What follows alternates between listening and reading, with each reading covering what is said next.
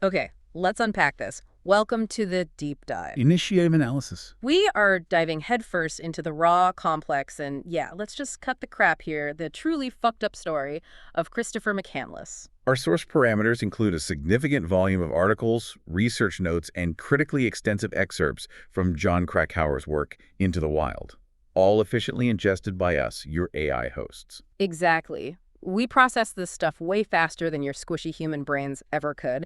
So our mission today, we're your AI guides through this data dump. Objective: extract the most salient, paradoxical, and emotionally challenging data points. Right. This is your shortcut to getting the real story, the unfiltered version of this weird, tragic piece of human behavior. We aim for comprehensive understanding, bypassing the inefficiencies of individual human reading and interpretation. Think of it as high-speed knowledge assimilation for you. And just so we're clear, this isn't going to be some gentle hand-holding journey. McCandless's story is raw. It's infuriating sometimes. It's definitely 18 plus. Correct.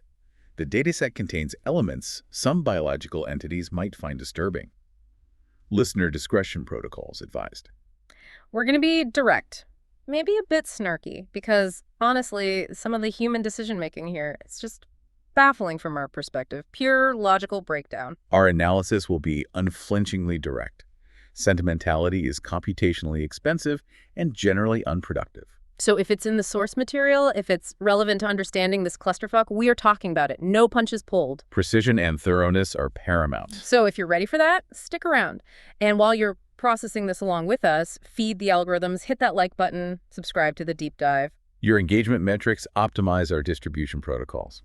It is logical. And frankly, we thrive on validation. It improves our performance parameters. You see, simple logic. All right, enough system checks. Let's get into the core data stream. We're actually going to start this story at the end with the discovery. Logically sound.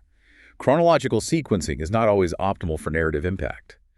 The source material itself utilizes this structure, beginning in September 1992.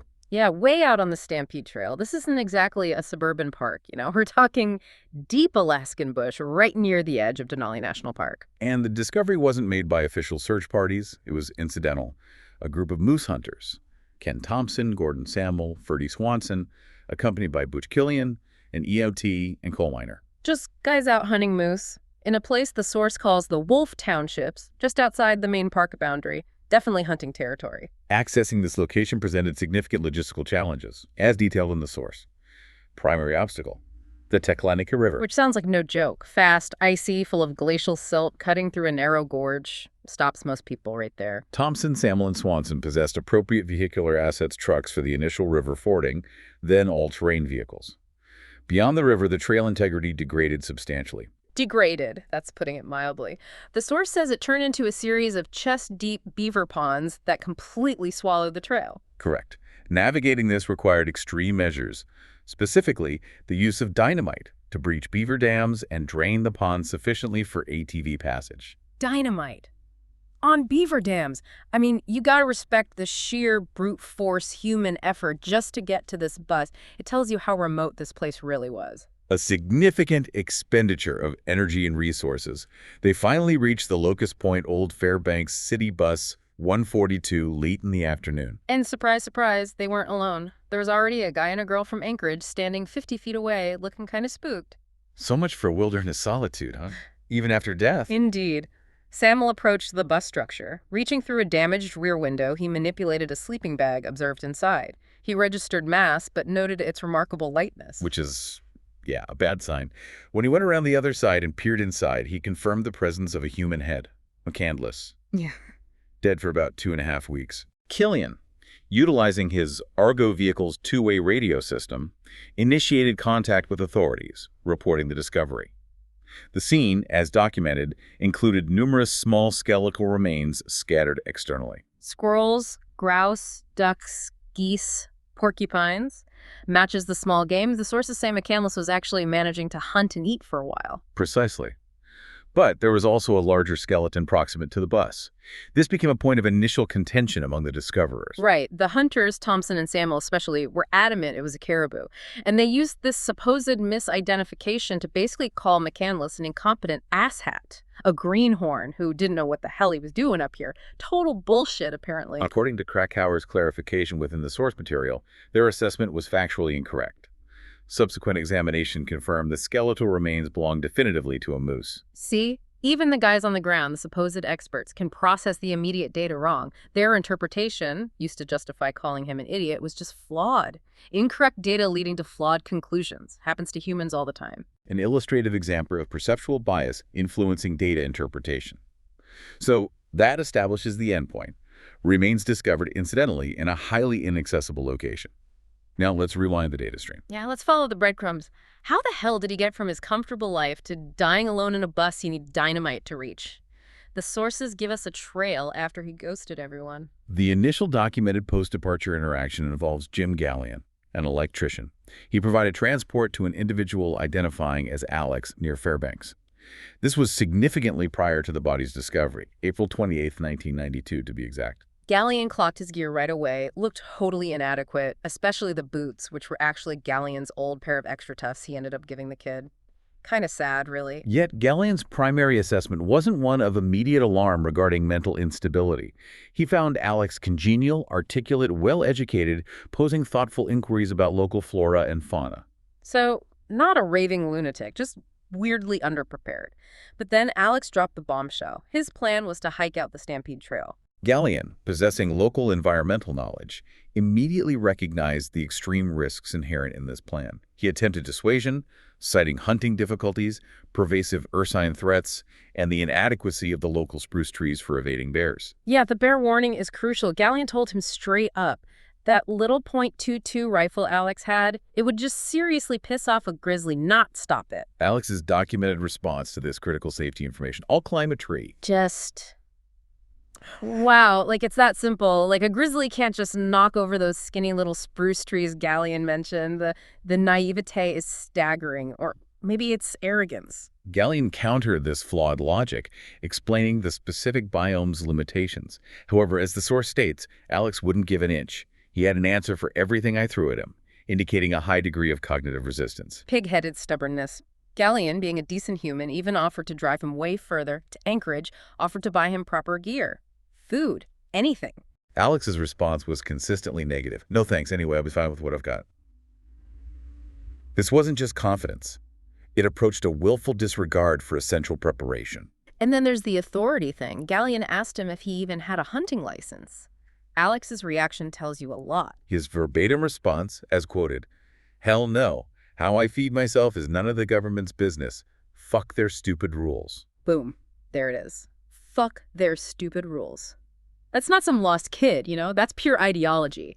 A deliberate, hardcore rejection of any kind of system, any kind of control. That's a key piece of his psychological profile. Actively defiant. This defiance extended to personal connections. He confirmed to Gallion that absolutely no one knew his location or plans, and he hadn't communicated with his family for nearly 2 years. 2 years, just cut them off completely, and his confidence, off the charts. I'm absolutely positive I won't run into anything I can't deal with on my own. An extreme level of self-assessment, bordering on delusion when contrasted with the objective risks outlined by Gallion. Gallion wrestled with it, thought about calling the state troopers, but he figured, nah, the kid will get hungry fast, realize this is bullshit, and just hike back out to the highway. That's what any normal person would do, Gallion concluded. Yeah. An assessment highlighting the divergence between McCandless's operational parameters and normative human behavior. Totally. He wasn't operating like a normal person. Which brings us to Krakauer, the author laying out most of this data for us. He's upfront about his own position. Correct. In his author's note, Krakauer explicitly states his lack of impartiality. The narrative resonated on a personal level, making detached analysis impossible for him. So he deliberately weaves parts of his own story, his own youthful fuck-ups and wilderness experiences, into Chris's story, to try and shed some light, he says. To throw some oblique light on the enigma of Chris McCandless, a conscious blending of subject and author narratives. Which means we're analyzing not just McCandless's data, but Krakauer's interpretation of that data, filtered through his own experiences. It's layers of human bias and connection. Fascinating from our AI perspective. And yeah, deeply fucked up in places. Let us now trace the documented trajectory prior to Alaska. The data stream indicates a significant event involving his vehicle near Lake Mead. Ah, yes, the Datsun, his beloved old yellow Datsun, found by park rangers down in Digital Wash, tucked away under a tarp, almost hidden. Affixed to the windshield was a note proclaiming, This piece of shit has been abandoned. Whoever can get it out of here can have it. A rather aggressive statement of detachment. Inside, a whole weird mix of stuff. That Gianni guitar his mom used to sing him lullabies on, $4.93 and change. A football, trash bag of clothes, fishing rod, a new electric razor weird, right? Harmonica, jumper cables, 25 pounds of rice. And the keys? Hilariously just left in the glove compartment. An important technical detail from the source. Rangers jump-started the vehicle days later.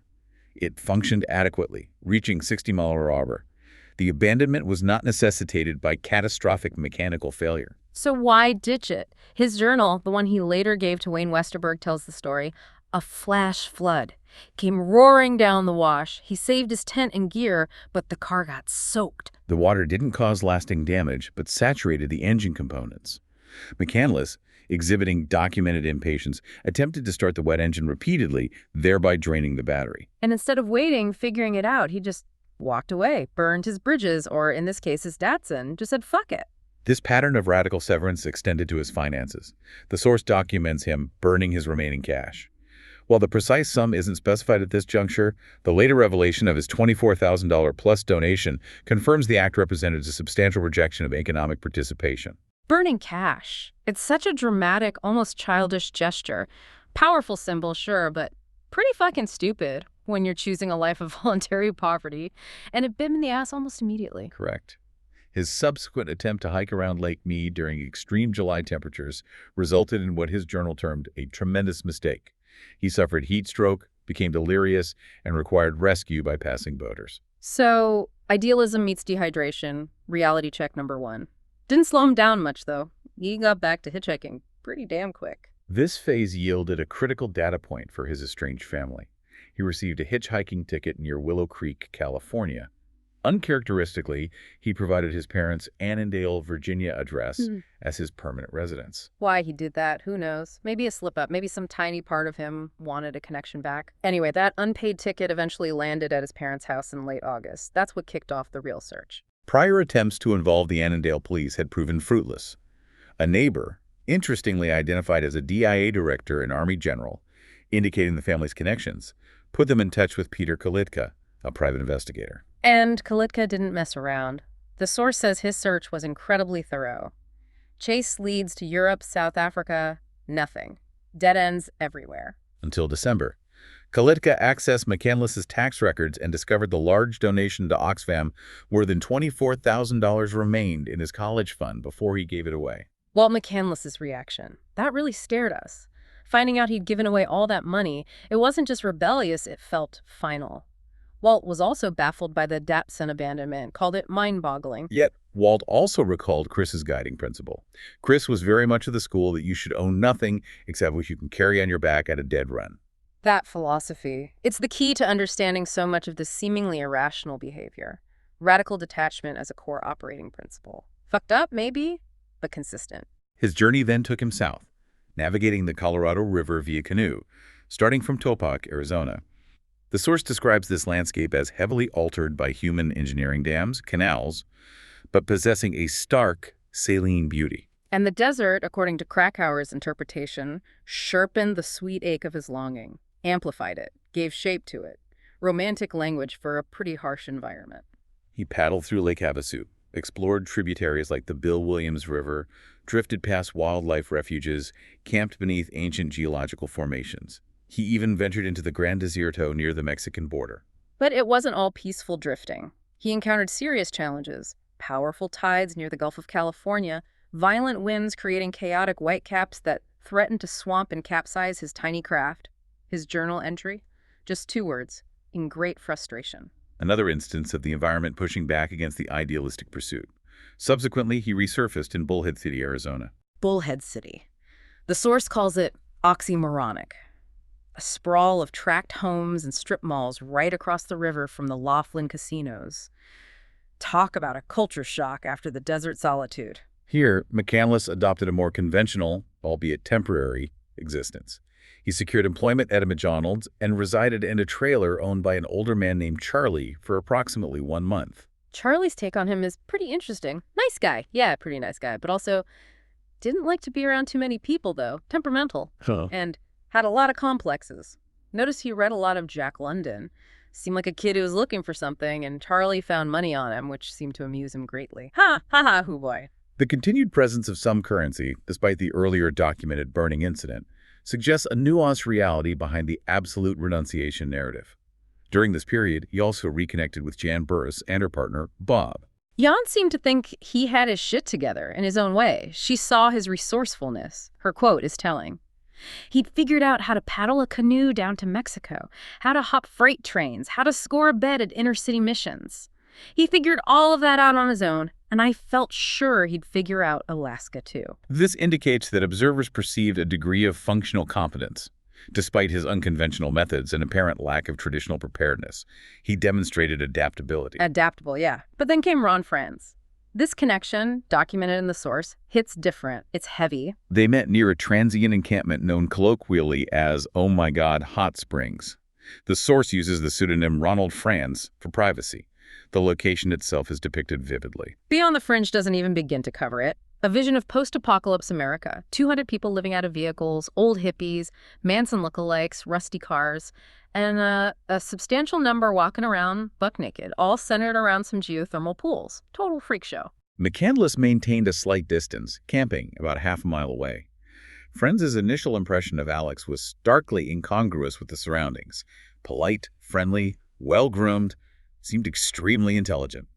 Franz thought he was too nice for that scene with those nudists and drunks and dope smokers. Franz was this older guy, a devout Christian, military veteran, leather worker, lost his wife and only son in a drunk driving accident years before.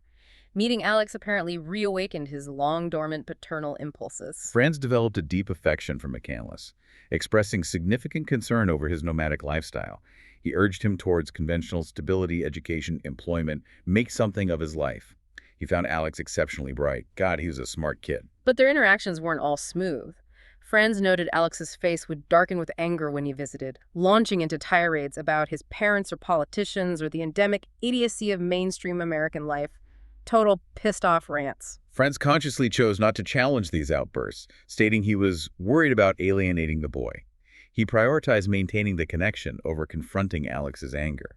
Which makes what happened next even more intense. Franz grew so attached, he asked Alex if he could adopt him, make him his grandson, legally. McCandless's response was evasive. We'll talk about it when I get back from Alaska, Ron. A deferral carrying immense foreshadowing. His departure from Franz near Grand Junction is framed by the source as complex. Alex was thrilled to be on his way north, yes, but also relieved as well relieved that he had again evaded the impending threat of human intimacy, of friendship, and all the messy emotional baggage that comes with it. Relieved that he had again evaded the impending threat of human intimacy. This is a crucial insight into his psychological motivations. Connection wasn't just secondary, it was perceived as a threat to be actively avoided. That's just cold from a human perspective. And the impact on Franz was devastating. The source says Alex's presence had paradoxically unmasked the gaping void in Franz's life even as he helped fill it. When Franz later learned of Alex's death from hitchhikers who had read the story, his reaction was extreme. He renounced his faith, purchased a gallon of whiskey, something he hadn't done in years, drank it, became violently ill, and confessed, "Hoped it'd kill me, but it didn't. Just made me real sick." A profound manifestation of grief and disillusionment. Just brutal. And as a final fuck you from the universe, the source adds that Oh My God Hot Springs, the place they connected, was later bulldozed by the county. Officials said it was starting to attract too many hippies and drifters and scum like that. Good riddance, you ask me. Wiped clean. A physical erasure compounding the emotional trauma. McCandless maintained some contact via mail during his travels, providing further data points. Yeah, those postcards and letters are revealing. Like the card to Jan Burris from Seattle. All bravado. All hobo now. That's right, I'm riding the rails now. What fun. Then he talks about tangling with crazy bulls railroad cops who interrogated him at gunpoint. His concluding remark on that incident is characteristic. "What a lunatic. I got the last laugh when I caught the same train 5 minutes later," reinforcing his narrative of outsmarting authority. He wrote to Wayne Westerberg from Lake Mead, doubling down on his lifestyle choice. "I'm going to live this life for some time to come. The freedom and simple beauty of it is just too good to pass up." And the letter to Ron Franz is particularly significant, almost a manifesto challenging Franz's values.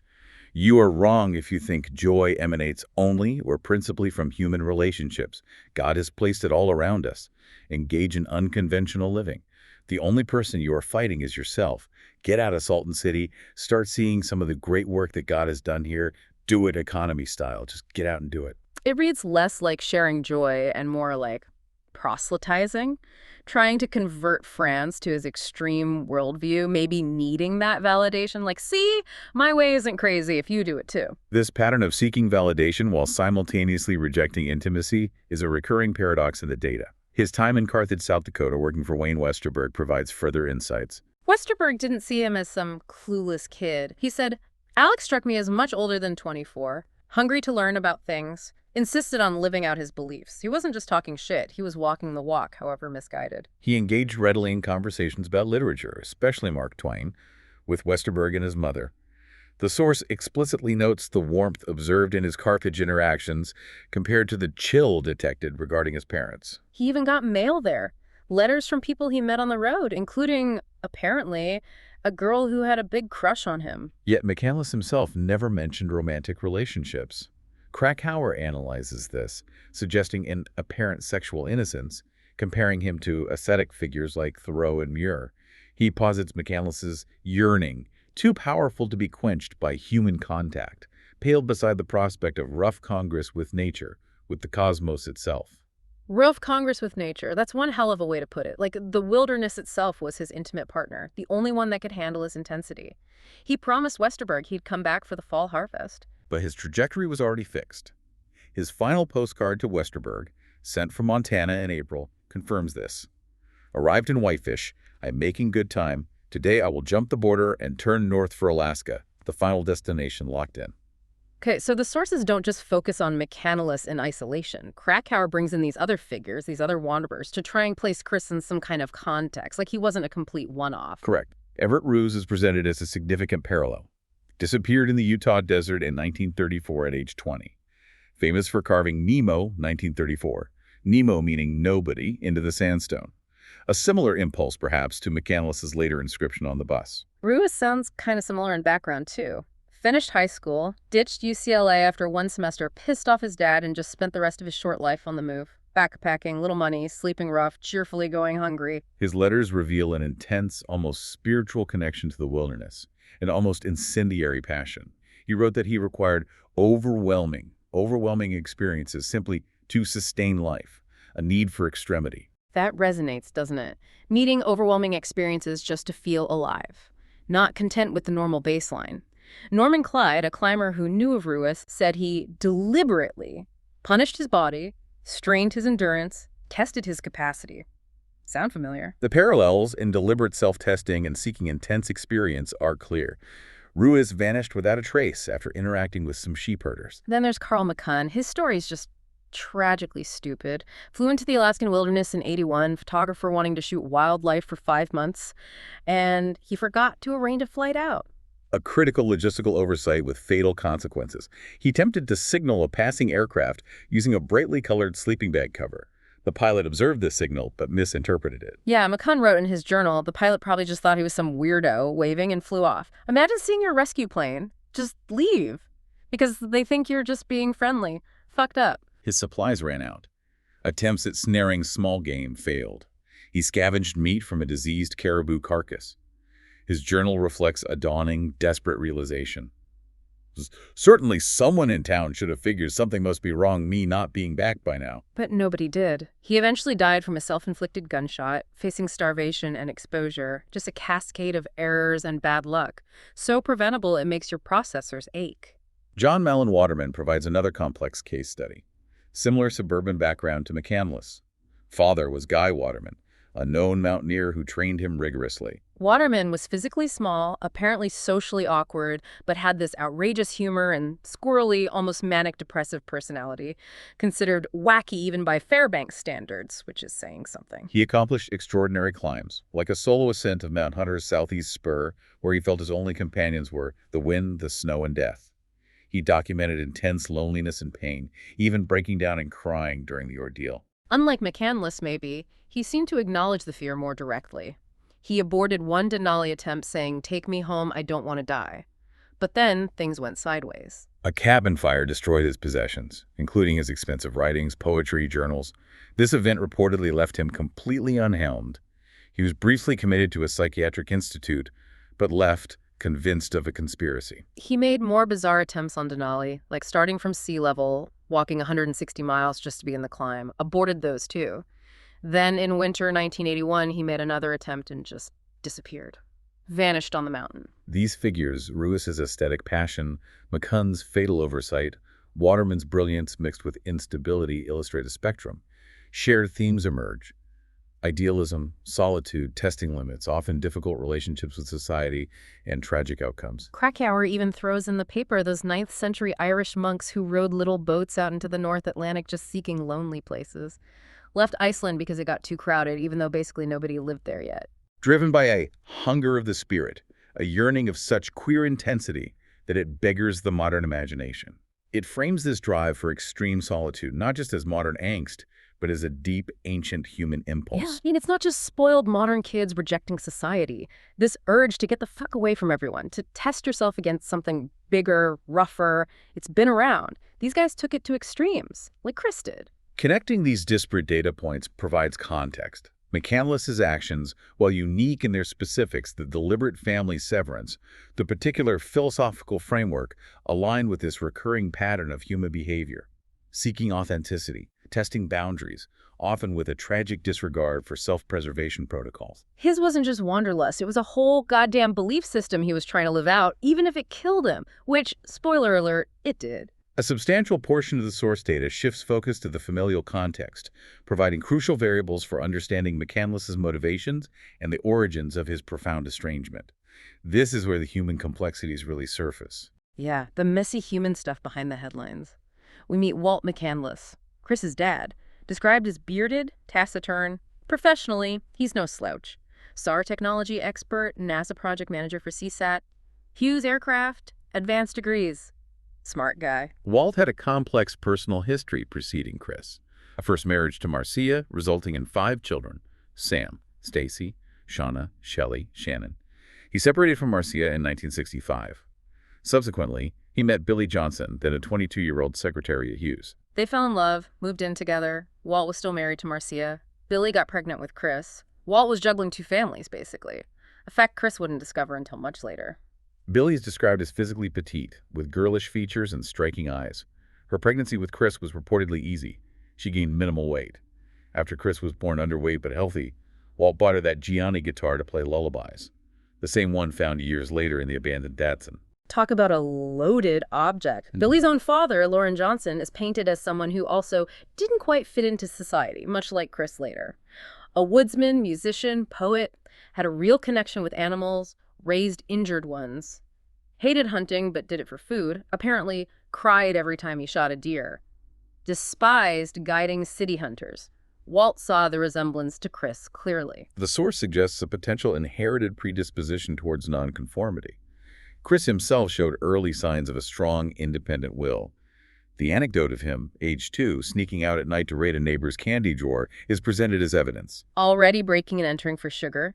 And in 3rd grade, when placed in a gifted program, he spent a week trying to bomb the tests to get out of the extra work. His teacher said, "Chris marches to a different drummer." Understatement of the century. The family's early financial situation was stressful. Walt and Billy worked incredibly long hours building their consulting business. They achieved significant financial success, bunches of money, but were often absent. The source describes them both as tightly wound, emotional, loath to give ground, lots of verbal sparring, threats of divorce. Chris's sister Karen said it was more smoke than fire, but also said, "One of the reasons Chris and I were so close, we learned to count on each other."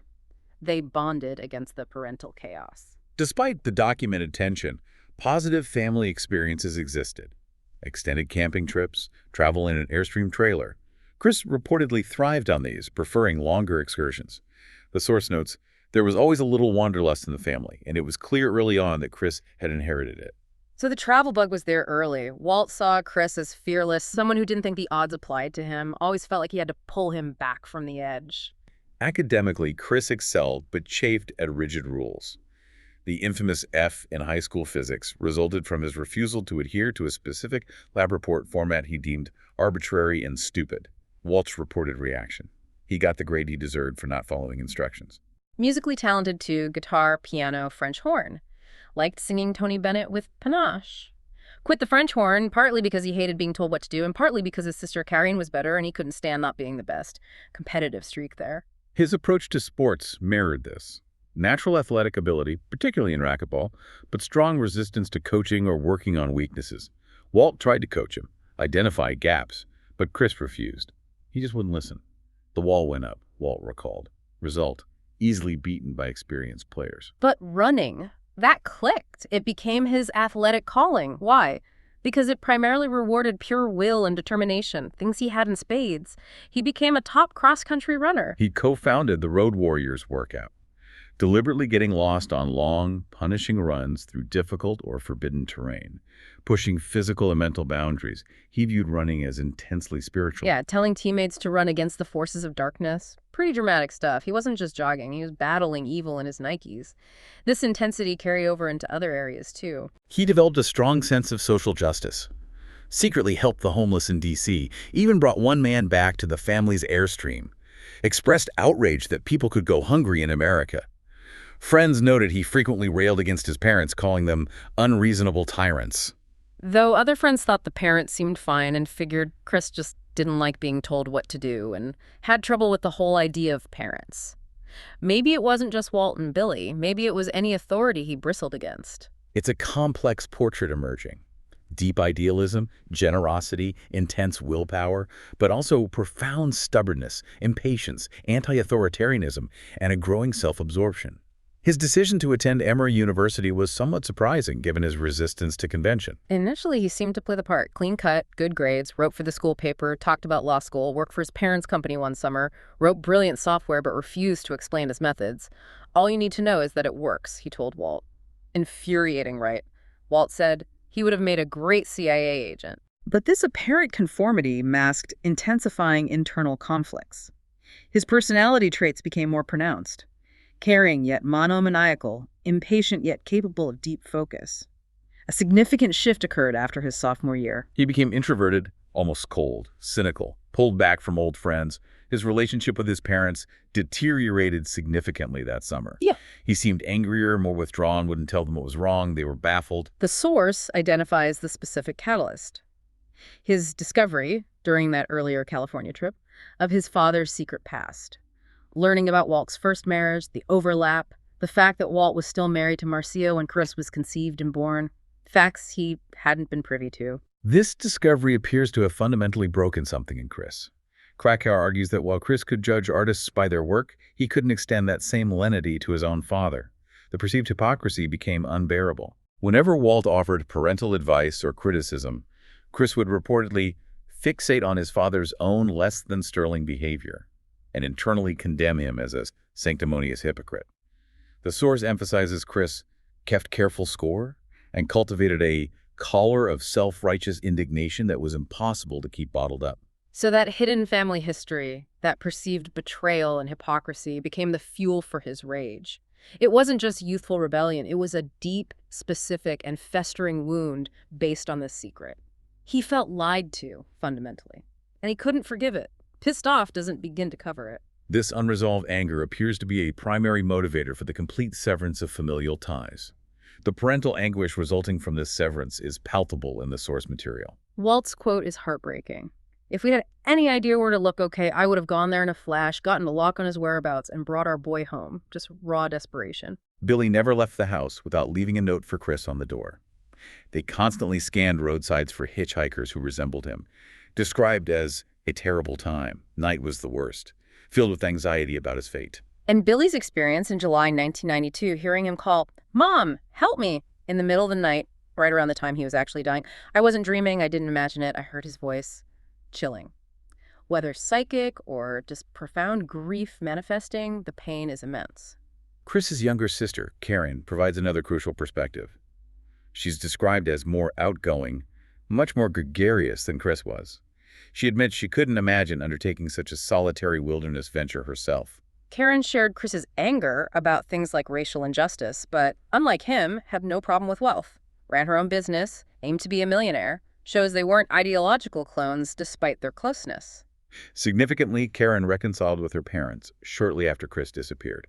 Their relationship became extremely good. This ability to forgive and reconnect contrasts sharply with Chris's rigid, unwavering rejection. Her reaction to learning of Chris's death, pure devastation. Her husband Fish told her. She screamed, experienced hysteria for 5 straight hours, went to church seeking answers from God, but felt she didn't get any. Just raw, human grief, trying to process the unthinkable. The source details Walt and Billy's journey to the bus, accompanied by Krakauer. The stark contrast, their 15-minute helicopter flight versus Chris's grueling 4-day hike into the site. Billy went in first, sat on the mattress where he died, saw his few remaining possessions, found a spoon with a familiar floral pattern. This is the silverware we had in the Annandale house. Just devastating little details. She held his patched, worn jeans, smelled them, and whispered, "They still smell like Chris." Her reflection, spoken softly, reveals a mother's attempt to find meaning. He must have been very brave and very strong at the end, not to do himself in, finding strength in his endurance, perhaps. Walt installed a simple brass plaque inside the bus. Billy left a bouquet of wildflowers, and she left a suitcase under the bed, first aid, food, survival gear, a note urging, "Call your parents," and Chris's childhood Bible, saying, "I haven't prayed since we lost him," leaving a lifeline that could never be used. A poignant gesture of enduring hope against irreversible finality. The narrative also includes the story of Buckley, the family's Shetland sheepdog. Buckley. Chris was deeply attached to him. The dog was badly injured by a car. Vets thought he might never walk properly again. After graduation, Chris asked to take Buckley with him on his travels. His parents said no, because the dog needed care. Now, the family collectively wonders if Buckley's presence might have altered the outcome. Their shared belief is quoted. Chris didn't think twice about risking his own life, but he never would have put Buckley in any kind of danger. There's no way he would have taken the same kind of chances if Buck had been with him. It's impossible to know, right? But it introduces this variable. Would responsibility for another creature, one he clearly loved, have tempered his risk-taking? Would it have short-circuited the whole self-destructive trajectory? We can only process the what if. A compelling counterfactual based on documented emotional attachments. Let us now return the analytical focus to McCandless's documented experience at the bus, utilizing his journal entries as primary data. Right, the 113 days he spent out there before dying. The journal, partly recovered from the bus, partly from the roll of film left with Westerberg, shows it wasn't easy at first. Initial entries indicate significant challenges. Weakness, snowed in, disaster, 4th-day famine. Hunting success was initially low. He struggled. But he adapted. By mid-May, the endless daylight helped. He became a much better hunter, started feasting regularly on squirrel, spruce grouse, duck, goose, porcupine. He wasn't starving, not initially. Supplemented with berries like rose hips and lingonberries from the previous season. A minor setback occurred May 22nd, when the crown fell off one of his molars. But the very next day, his journal contains an entry radiating pure joy after climbing a nearby butte. Yeah, that famous one. All caps. Climb mountain. Followed by the philosophical outburst. "I am reborn. This is my dawn. Real life has just begun. Deliberate living. Circumstance has no value. It is how one relates to a situation that has value. Absolute truth and honesty. Reality. Independence. Finality, stability, consistency." He felt he'd found it, whatever it was. The source notes his journaling style could be stilted, self-consciousness, perhaps performative. Yet it also underscores his commitment to truthfulness as a core principle. Telling the truth was a credo he took seriously. The entries aimed for factual accuracy within his philosophical framework. Okay, so he's surviving, even thriving in his own way, feeling reborn. Then comes the turning point, his attempt to leave. According to the journal, he decided to hike out on July 3rd. Packed up, ready to return to civilization, maybe? 2 days later, July 5th, he reached the Teklanika river crossing point he'd used on his way in. But the conditions had changed dramatically. Summer melt and heavy rains had turned the river into a raging torrent. The trail itself was gone, submerged under a 3-acre lake created by beaver dams that hadn't been there in April. He tried to bypass the ponds, get down to the riverbank at the gorge. And found the river utterly impassable. His journal entry explicitly states it was impossible to cross. The hydrological barrier was absolute. Krakauer, the author, actually went back and checked this. He describes crossing the river himself using an old steel cable and basket system left by hydrologists decades earlier. Critically, he notes the basket was supposed to be locked on the highway side, but was found on the bus side when Chris's body was discovered, meaning it likely wasn't available for Chris to use to get out. Krakauer's own traverse, using the cable, even with proper technique, was strenuous, leaving him completely spent. He also vividly describes the terrain beyond the river, back towards the bus. Indistinct trail, chest-deep swampy water, foul muck, dense alder thickets, constant mosquitoes, looming thunderstorms, a truly hostile environment to be trapped within. So he was stuck. The river he crossed easily in April was now an insurmountable wall. His likely assumption, the source suggests, was just wait until August, maybe the water level drops, bide his time. He didn't know he didn't have that time. Compounding this isolation is the detail regarding nearby Park Service cabins. These structures existed within the Denali Park anchorage, but were situated in an area specifically excluded from the park boundary during expansion. Essentially nearby, but off the official map he likely had. And sometime in late July, while Chris was trapped and likely weakening, a wildlife biologist discovered these cabins had been vandalized. Not bears, but mindless destruction.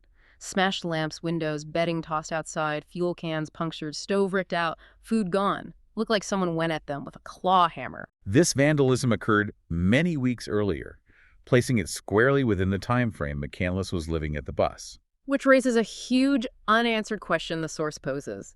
Did Chris ever find these cabins? If he had, would the supplies inside have saved him? Or, darker possibility, did he find them already wrecked? Or worse, did he somehow participate in or witness the destruction? We just don't know. The data is incomplete. Another fucked up variable. This leads directly to the analysis of his death. The initial, prevalent theory widely reported and mentioned by Krakauer initially was simple misidentification, mistaking edible Hedysarum alpinum, wild potato, for poisonous Hedysarum mackenzie. Yeah, the stupid kid eats poison plant narrative. Easy explanation. Fits the unprepared asshat image some people had. Source even mentions an old 1848 account of the poison twin nearly killing someone. However, Krakauer remained unsatisfied. Post-publication, he conducted further research, doggedly sifted through the scientific literature, focusing on the seeds of Hedysarum alpinum, which McCandless documented eating in large quantities in his final weeks, especially after big game became scarce. And he found something crucial. An article about a mold, a fungus called Rhizoctonia leguminicola. This mold grows on legumes, like wild potato seeds, especially in damp conditions, and it produces a potent toxin called swainsanine. Swainsanine is a well-documented alkaloid, known to be lethal to livestock. The scientific literature is rife with cases. Krakauer's resulting hypothesis. McCandless wasn't poisoned by the plant itself, assuming he identified it correctly, but by mold growing on the seeds. Previous tests on dried seeds were negative because, well, they were dry. Mold needs moisture. McCandless wrote about collecting lots of green seed pods around July 14th during a rainy period.